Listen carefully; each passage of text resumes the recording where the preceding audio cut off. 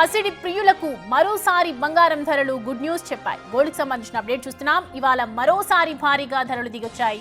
24 క్యారెట్ల 10 గ్రాముల బంగారం 1800 రూపాయలు దిగొచ్చింది. 22 క్యారెట్ల 10 గ్రాముల బంగారం 1650 రూపాయలు తగ్గింది. ఇవాళ హైదరాబాద్ లో 24 క్యారెట్ల తులం బంగారం 96,880 రూపాయలు పలుకుతోంది. 22 క్యారెట్ల తులం బంగారం ధర 88,800 రూపాయలుగా ఉంది. ఈ ఏడాది బంగారం ధరలు భారీగా పెరిగిపోయాయి. గతేడాది నవంబర్లో 24 క్యారెట్ల తులం బంగారం 75,000 ఉండేది. 22 క్యారెట్ల తులం బంగారం 70,000 లోపు ఉండేది. కానీ ఈ నెల 6 నెలల్లో ప్యూర్ గోల్డ్ తులం 25,000 పెరిగింది. ఏప్రిల్ 22న 1,00,000 రూపాయలు దాటింది. ఆ తర్వాత మళ్లీ తగ్గుతూ పెరుగుతూ 1,00,000కు చేరువలోనే ఉంటుంది.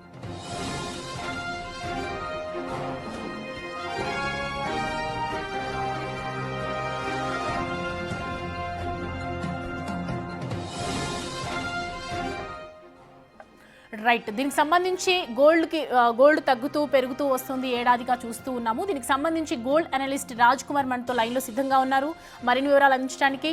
రాజ్ కుమార్ గారు నమస్తే అండి. రాజ్ కుమార్ గారు వినిపిస్తోందా? వినబడుతుంది.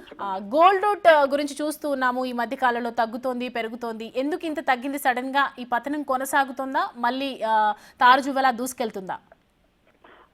మీరన్నట్టుగా అంటే బంగారం జనరల్ గా రెండు ఇంటర్నేషనల్ కారణాల మీద ఆధారపడి ఉంటుందండి. ఒకటి మనకున్నటువంటి రూపీ వాల్యూతో పోల్చినప్పుడు మన డాలర్ వర్సెస్ రూపీ వాల్యూకి సంబంధించినటువంటి ఒకటి అంతర్జాతీయంగా గనక ఉద్రిక్తతలు ఏమైనా ఉంటే స్టాక్ మార్కెట్ కు బదులుగా బంగారంలో ఇన్వెస్ట్ చేయడం అనేది పొరపాటుగా సాగుతోంది. సో ఎస్పెషల్ గా అమెరికా లాంటి మార్కెట్ల మీద ఉండే ఇంపాక్ట్ తోటి మన దేశంలో బంగారం ధరలు పెరగడం అనేది డిపెండ్ అవుతుంది. సో రీసెంట్ గా చూసుకున్నట్లయితే మనకు ప్రధానంగా బంగారానికి సంబంధించి తగ్గడానికి ప్రధానమైన కారణం ఏంటంటే ఇప్పుడు ఈ పాకిస్తాన్ కు సంబంధించి ఇండియాకు మధ్యలో జరుగుతున్నటువంటి యుద్ధం ఏదైతే ఉందో ఒక కన్క్లూజన్ పార్ట్ కు రావడం, అంటే జస్ట్ మనం హెచ్చరికనే అని చెప్తున్నాం, బట్ అదొక కన్క్లూజన్ పార్ట్ కు రావడం ఒక మేజర్ న్యూస్ అవుతే.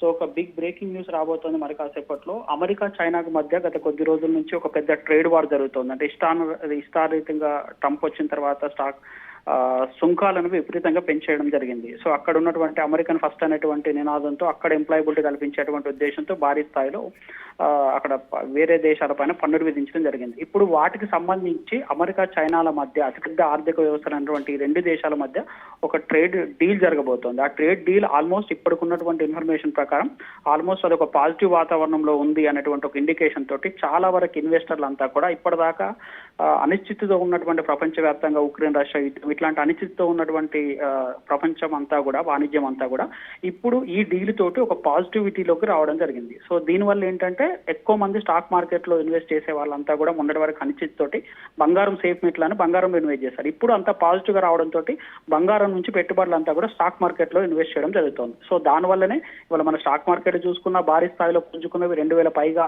లాభాల్లోకి ఉన్నది, 13 లక్షల కోట్ల మేర ఇన్వెస్టర్ల సంపద పెరిగింది. ద సేమ్ వైజ్ వరుస బంగారం రేట్లు కూడా తగ్గుతూ వస్తున్నాయి. బంగారం రేట్లు ఇప్పుడున్నటువంటి ప్రైస్ మీద ఆల్మోస్ట్ నిన్నటి ధరతో పోలిస్తే 24 క్యారెట్లు 1,800, ఆల్మోస్ట్ 22 క్యారెట్లు 1,650, 1,700 దాకా తగ్గిన పరిస్థితి కనబడుతుంది. ఇంకా తగ్గేటువంటి అవకాశం ఉంది.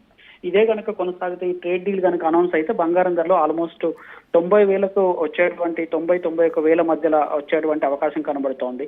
సో ఇక వెండి కూడా 1,00,000 మార్కును దాటింది. అది కూడా ఆల్మోస్ట్ 96, 97 మధ్యలో ట్రేడ్ అయ్యేటువంటి అవకాశం మనకు స్పష్టంగా కనబడుతుంది. నిజంగా అంటే ఇది గుడ్ న్యూస్ అని చెప్పుకోవచ్చు. ఎందుకంటే పెళ్లిలకు సంబంధించి కానీ చాలా మంది ఆశతో ఎదురు చూస్తుంటారు. 1,00,000 మార్కును దగ్గరగా చేరిన పరిస్థితి ఉండేది. ఆల్మోస్ట్ 5 నుంచి 6,000 వరకు బంగారంలో డిఫరెన్స్ అనేది మనకి ఇప్పుడు కనబడేటువంటి అవకాశం ఉంది. ప్రధానంగా అమెరికా చైనాకు మధ్య ట్రేడ్ డీలు, పాకిస్తాన్ కి సంబంధించి మనకు మధ్య జరిగినటువంటి వారు తగ్గిపోవడము, తర్వాత ఇంకోవైపు బ్రిటన్ కి సంబంధించి స్వేచ్ఛ వాణిజ్యానికి సంబంధించి కూడా భారత్ ఒక ఒప్పందం కుదుర్చుకుంది. అంటే ఫ్రీ ట్రేడ్ కి సంబంధించి జరుగుతున్నటువంటి ఏ పరిణామమైనా బంగారం ధరల పైన ప్రభావం చూపుతుంది. బంగారం ధరలు మరింతగా తగ్గేటువంటి అవకాశం ఉంది. మొన్నటిదాకా ప్రపంచం అంతా కూడా యుద్ధ వాతావరణం నెలకొన్నటువంటి పరిస్థితి నుంచి ఇప్పుడు ట్రేడ్ డీళ్లు, స్వేచ్ఛ వాణిజ్యాలు జరిగేటువంటి పరిస్థితి వచ్చిందంటే ఖచ్చితంగా బంగారం మీద ఇంపాక్ట్ ఉంటుంది. బంగారం ధరలు మరింతగా తగ్గేటువంటి అవకాశం ఉంది. అయితే రాజ్ కుమార్ గారు, మీరు అన్నట్లుగా చూసుకుంటే యుద్ధ వాతావరణం అంటే ప్రపంచ దేశాల్లో కూడా ఇటు రష్యా ఉక్రెయిన్ యుద్ధం, అప్పట్లో ఆర్థిక నిపుణులు కూడా చెప్పారు బంగారం ఈజ్ ద సేఫెస్ట్ ఇన్వెస్ట్మెంట్ అని చెప్పి. ఎందుకంటే రాబోయే రోజుల్లో నెక్స్ట్ ఇయర్ కావచ్చు, ఈ ఇయర్ ఎండింగ్ లోపల కావచ్చు 50,000కి కూడా పడిపోతుంది అని చెప్పారు. దీన్ని ఎంతవరకు నిజం అనుకోవచ్చు? ఇప్పుడు ఉన్న ఫలంగా అంటే అంత తగ్గుతుందని అయితే ఖచ్చితంగా చెప్పలేము. ఎందుకంటే మీరు అన్నట్టుగా బంగారం అనేది ఎప్పుడైనా సేఫెస్ట్ మెటలే. మన ఇండియన్స్ చూసుకున్నా సరే మీరు అబ్జర్వ్ చేస్తే చాలా మంది దగ్గర అంటే డబ్బులు చాలా మంది దగ్గర నగదు రూపంలో ఉంటాయో ఉండేవో పక్కన పెడితే ప్రతి ఇంట్లో మాత్రం ఒక ఆడపిల్లల దగ్గర కానీ లేకుంటే మగవారి దగ్గర ఎవరి దగ్గర అయినా సరే కనీసం ఒక తులం బంగారమైనా ఖచ్చితంగా ఉండి తీరుతుంది. అంటే అది మనం తెలియకుండానే మనం ఇంతకుముందు చాలా వరకు అంటే ఆర్థిక సంక్షోభాలు వచ్చినప్పుడు ప్రపంచవ్యాప్తంగా ఇండియాను కాపాడింది పూర్తి స్థాయిలో బంగారం అని చెప్తుంటారు మనమోహన్ ప్రధానమంత్రి ఉన్న టైంలో. సో ఎందుకంటే బంగారం అనేది సేఫెస్ట్ మెటల్. అంటే బ్యాంక్ లో ఇన్వెస్ట్ చేస్తేనో లేదా ట్రేడ్ మార్కెటింగ్ సంబంధించి అంటే కమోడిటీస్ ట్రేడ్ మార్కెటింగ్ లో ఇన్వెస్ట్ చేస్తేనో బంగారాన్ని మనం దాచుకున్నాం ట్రేడ్ చేసినట్టు కాదు. ప్రతి హౌస్ హోల్డ్ లో కూడా ఖచ్చితంగా ఎంతో కొంత బంగారం ఉంటుంది. అది మనకు సేఫెస్ట్ మెటల్. మనకి ఎప్పుడైనా ఫైనాన్షియల్ ఇష్యూ వచ్చినప్పుడు మనకు అది ఇమ్మీడియట్ గా ఎన్కాష్ చేసుకోవచ్చు అనమాట.